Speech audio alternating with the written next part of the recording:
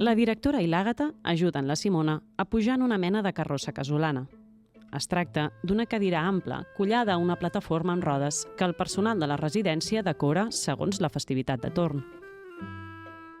Doncs bé, la Paloma és la protagonista de Ser una família. És una noia de 35 anys a l'inici de la novel·la que fins aleshores havia treballat de cambrera perquè havia estudiat Belles Arts però no aconseguia viure dels seus quadres.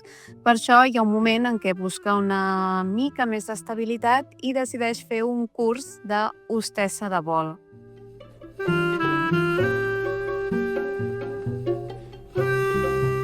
Sí que hi havia la intenció, escrivint aquesta història, de fer una mica una radiografia del que és per mi la família, no? Sense necessitat d'aquelles etiquetes que ens estem inventant constantment, no?